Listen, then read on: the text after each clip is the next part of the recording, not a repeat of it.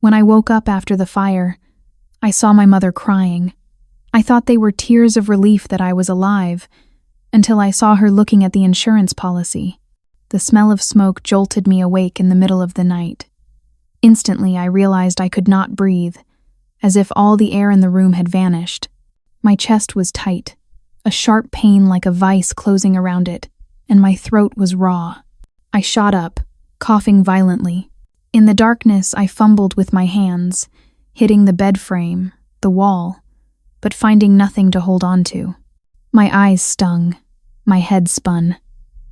My room had become a cage filled with smoke.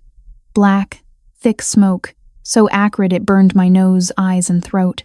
I collapsed to the floor, trying to press my face against the cool tiles in hopes of finding a pocket of air. But there was nothing. Only the coldness of the tile and the crackling of flames just above me.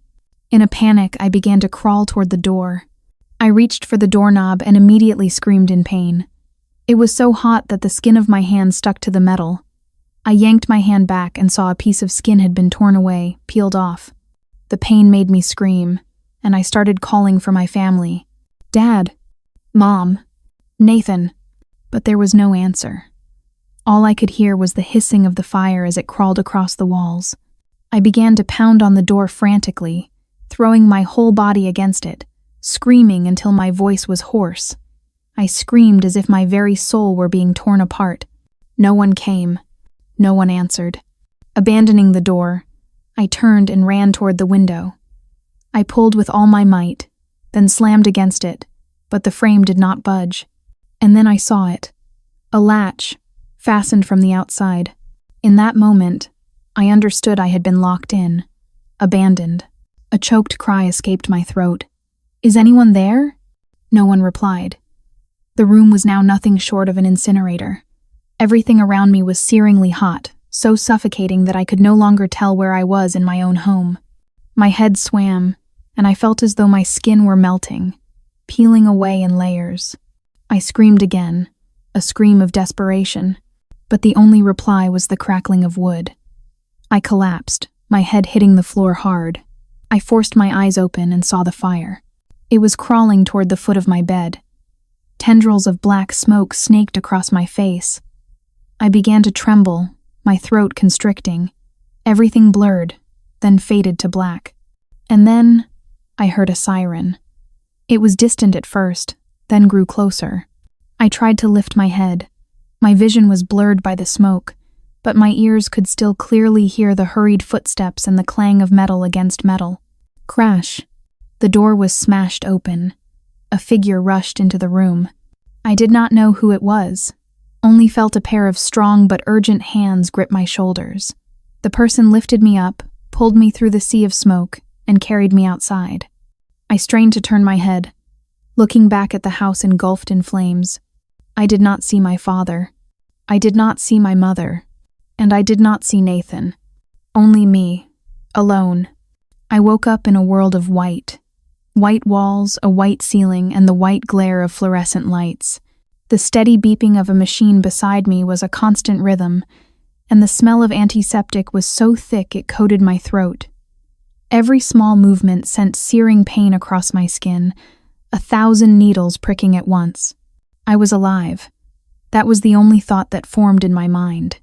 Just then, the door burst open and my parents rushed in. My mother fell to her knees beside the bed, her face pale, her eyes swollen. She grabbed my hand, tears streaming down her face, her voice choked with sobs. My child. Thank God. My father stood right behind her, his trembling hand resting on her shoulder. His voice was hoarse and weary. We tried everything, but we could not get in. The fire blocked all the exits. I just looked at them in silence. Their familiar faces were now distorted by pain and panic. There was a question in my mind, but my dry throat would not let me speak. All I could manage was a weak exhale. I just nodded, a very slight nod. I chose to believe them, because they were my parents. I repeated that sentence over and over in my head, like a mantra to drown out the doubt, but something did not add up. In my memory, I had not heard them pounding on the door, had not heard anyone trying to unlock it. There was no sign that they had been there, near me, during that nightmare. I tried to push the thoughts away. The truth before me was this: I was alive, and they were here. That was enough, was it not? After more than a month, I was discharged from the hospital. The new skin on my back was beginning to heal, but it was still raw, feeling as though it could tear open with any sudden movement. Physically, that was the state of things, but what was inside me had not healed at all. The psychological trauma of that night remained. We did not go back to the old house, because there was nothing left of it. Instead, my parents took me to a new apartment. The place was coldly sterile. Everything was arranged neatly, perfectly, like a model room, completely devoid of the scent of people or any sign of life. My parents called it a new beginning, and I tried to tell myself the same thing, but the longer I stayed, the more I felt that I was not living, but existing on a preset stage. Life in the new apartment followed a perfect schedule. Every meal was served on time, whether I was hungry or not. Every night, clean, folded pajamas were placed neatly on my bed. I tried to break the routine, staying up later, eating at different times, but everything continued as before. It was as if I had no control over my own life. At first, I just thought they were overly worried about me. But gradually, I was no longer so sure. They were concerned, yes, very much so. So much that I felt they never took their eyes off me. But that concern had a limit. Whenever I tried to bring up the fire, they would ignore it. Not a single question, not a single answer. Just a brief pause, and then they would immediately change the subject. They acted as if the fire had never happened. At first, I tried to believe they were just trying not to upset me. But the avoidance was constant, and each time, no one would look me directly in the eye. Then I started to dream. The dreams began as fragmented memories, flames dancing on the walls, the crackling of wood, but gradually they became clearer. In the dream, I saw myself desperately trying to open that wooden door. I twisted the knob until my hand bled. I screamed, I punched and kicked it, but it did not move. Black smoke filled my lungs, making me choke. And in that moment, I heard a sound from outside. Footsteps in the hallway. They were not the heavy steps of a firefighter. They were too light, too close. Then they were gone. I would wake up, drenched in sweat. My hands would be clenched unconsciously, as if I were still trying to twist something that was not there. My chest ached, just as if I had been through a real struggle. I sat in the darkness, gasping for breath. And I knew. It was not a dream. It was a memory. A memory I had tried to forget, or that someone had tried to make me forget. A few weeks later, the new school year began, and I had to go back to school. While rummaging through the apartment for my registration documents, my diploma, transcripts, notarized copies, I suddenly remembered my mother saying she had put everything in a desk drawer. I pulled the drawer open, and there I saw it. Neatly tucked at the bottom of the drawer was a carefully clipped stack of papers. It was thick and strangely pristine. I pulled it out. The first words that caught my eye were, life insurance policy. The name of the insured, mine. The beneficiaries, my father and mother. The date the policy was signed, 2 months before the fire. I did not understand. Or rather, my brain refused to understand. A numbness started at the nape of my neck and spread down my spine right to the burns that had not yet fully healed. I stared at the black letters on the white paper, as if looking long enough would make them disappear. But they did not. They just lay there, clear and neat. And then the memories came back, not as a continuous film, but as shards of broken glass stabbing into my mind. The scorching doorknob, the unmoving door as I threw myself against it, my screams, the sound of my body hitting the wood, the sound of my hand tearing as I punched it, all for nothing. And then I remembered.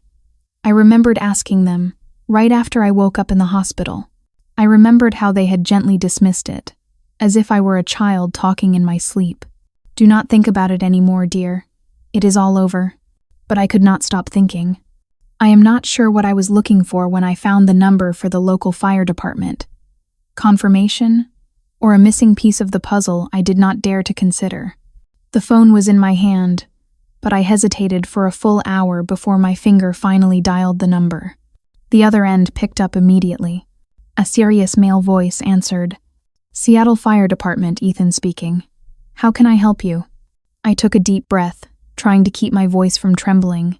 I was the person in the fire at 421 Ash Street last week.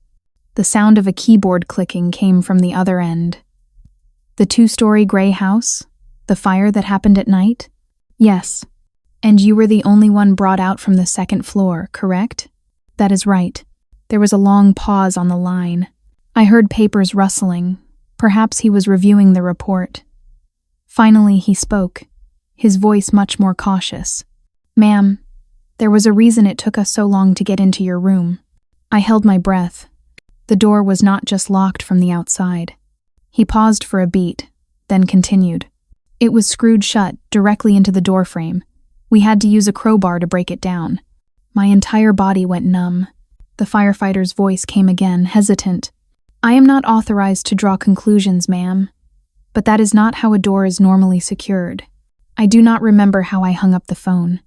I only know that I sat motionless for a long time afterward, the phone still clutched in my hand. The frantic beating in my chest was not from panic, but from a truth that had finally broken through, clear and undeniable. I had been locked in, intentionally. I folded the policy, placing it gently on the table. My throat was dry. Everything in my head shattered. That night, the door had not opened. The window had been nailed shut. I had almost died. I did not sleep that night, just sat in the darkness until dawn. The next morning, I called my parents into the living room.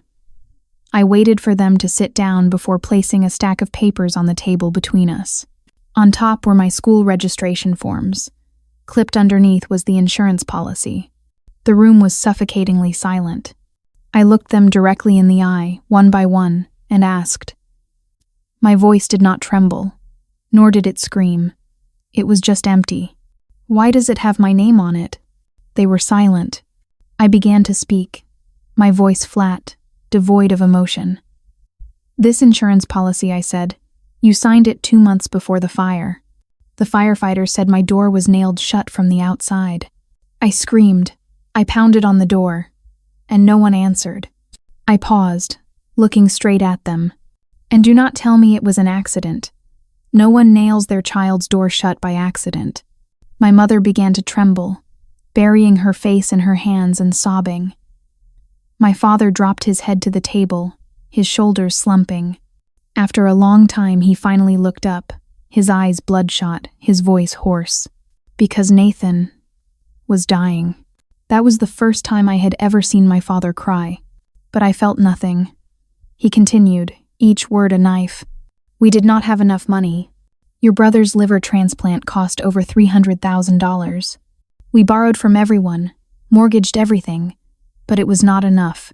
He took a breath, and his next sentence killed what was left of me. "Only you had an insurance policy large enough. You were healthy, no history of illness. Your application was the easiest to get approved, and the payout would be the fastest.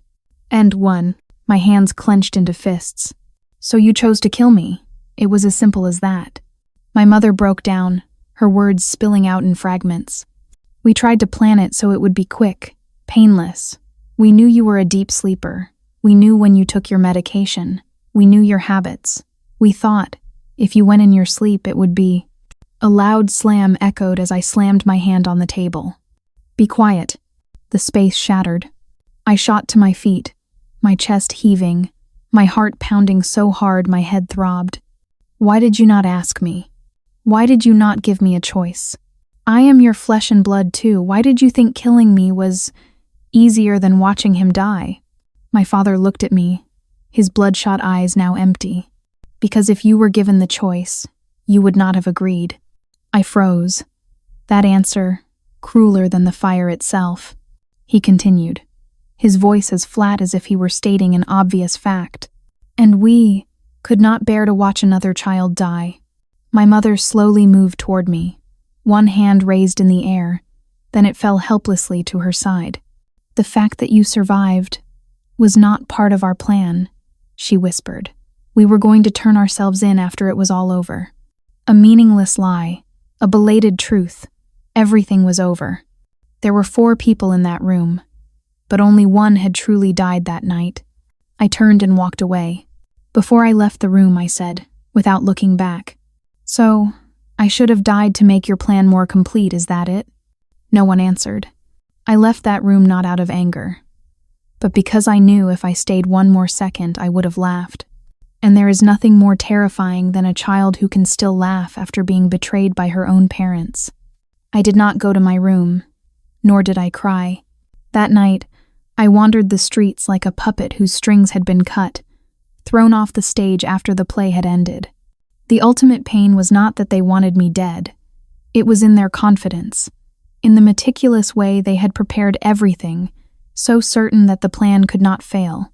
My parents, the people who had once held my hand to cross the street, who had packed my lunch every morning. They were the same people who had planned, step by step, to erase me from this world, quickly and without a trace. I thought I would hate them for the rest of my life. But a few nights later, my mother knocked on my door. She did not say a word, just quietly placed a small box on my desk and left. Inside were things I had forgotten. The old notebook from middle school where I had scrawled the words, "Mom is a superhero." Next to it, a faded photograph. Nathan and I sitting in a hospital courtyard grinning, even though I was only holding a piece of bread dipped in soy sauce. Looking at those things, I burst into tears. Not because I was sad, not because I was happy. I cried because, for the first time after everything, I felt something again. How could a person be both a superhero in their child's memory and the one who planned to kill that very child? How could an act be both so monstrously cruel and yet contain such bottomless desperation? And then, I forgave them, not because they deserved it, but because I needed to breathe. The next morning, I packed a few things into a bag. I left no letter, said no goodbye. On the table, I left only one thing, a copy of the insurance policy. It was not a threat. It was a statement that I remembered, and that I would never forget. And then I left, taking nothing with me but the shadow of a daughter who had once believed she had a place to return to, only to realize that place had never existed at all. Life went on, years of silence, until one day I received an email from an anonymous address. An email with no subject, from a strange address. Inside, there was only a single line, written in English. "He is gone. Funeral this Sunday, if you care." I did not need to read it a second time. I knew who it was. In that instant, the world I was trying to build in Chicago seemed to grind to a halt. 3 years had passed since the day I left. 3 years of finishing college, 3 years of working part-time in a small bookstore, 3 years of complete silence. I had not once looked back, and I had not once spoken his name. Nathan. My brother. He was the reason for everything. The name in the beneficiary section of that insurance policy. The one my parents said would die without the money. And the one they had chosen. Over me. For the past 3 years, I had assumed he was long dead. But no, it was not until today that he was truly gone. I went to San Jose alone. The small funeral home was at the end of a quiet street, as silent as the atmosphere inside. In the center, a portrait of Nathan. His eyes in the photo were as still as a deep lake. But when I looked at it, I saw nothing but a bottomless darkness, and I did not know if my emotion was anger, grief, or simply emptiness. My parents sat in the front row. They were not the people in my memory. Older, thinner, they avoided my gaze as if I were a complete stranger. I did not greet them. They did not call out to me. The air inside was suffocating. I turned into an empty hallway to find some air. And that is when I overheard the conversation. 2 middle-aged women were whispering to each other in thick American accents. "It is terrible. I heard he died in a fire." The other one nodded, lowering her voice. "That is right. At his apartment in Sunnyvale." She paused for a beat, then continued. "The fire started right in the middle of the bedroom, in the middle of the night.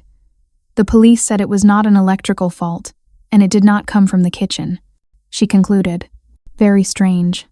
My entire body went rigid. Nathan had not died of his illness, nor had he given up on treatment.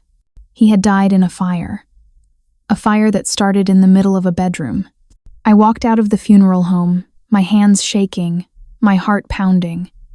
The scent of incense still lingered in my nostrils, but now it was mixed with another smell from my memory, the smell of smoke.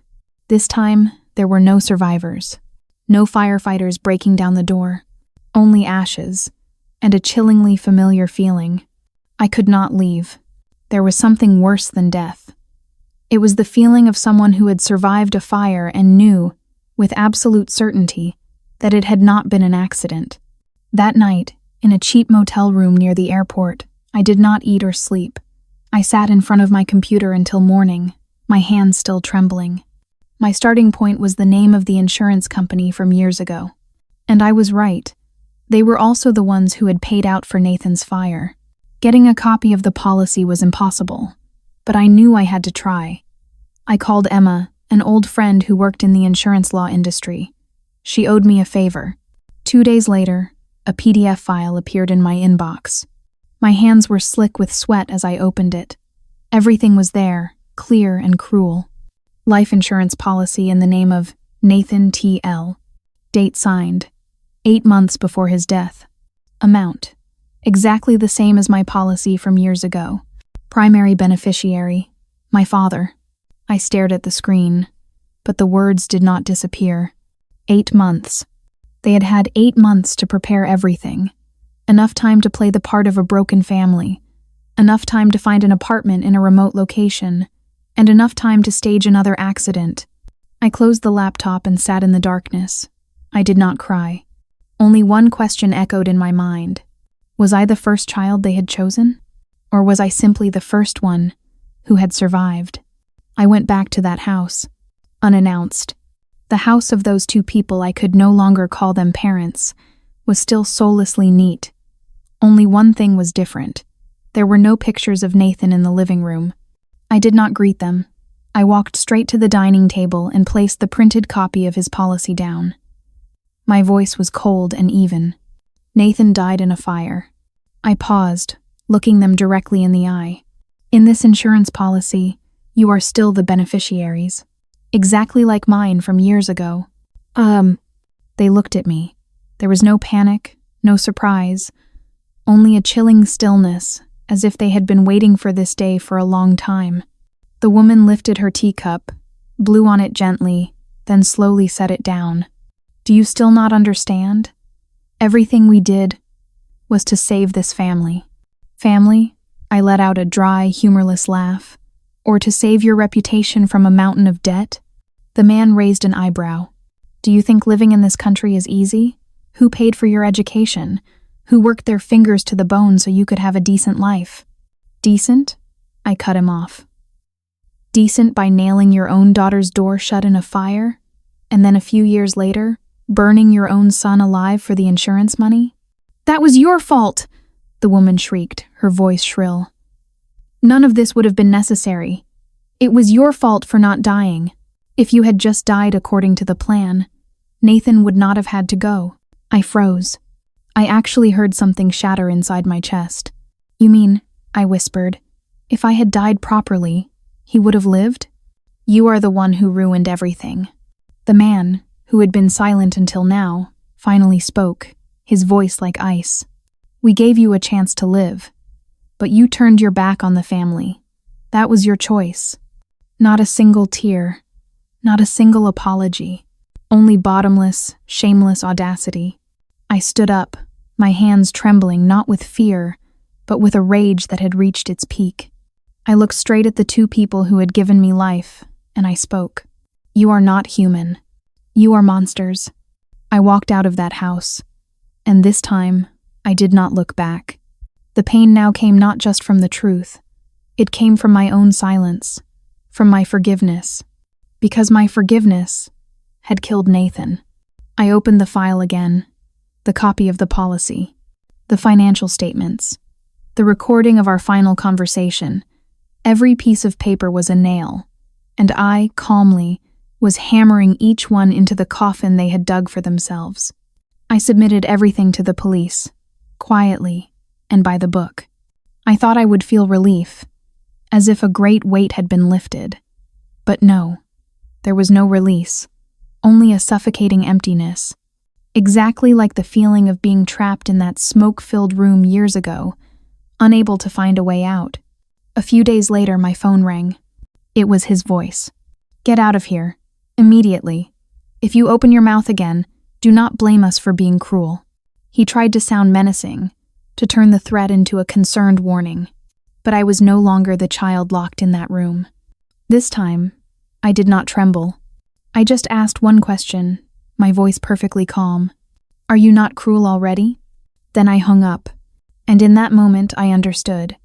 This was no longer about taking them to court. This was a battle to reclaim myself, to reclaim the last piece of humanity they had tried to burn away. I had survived once, and this time I would win. The outcome was decided.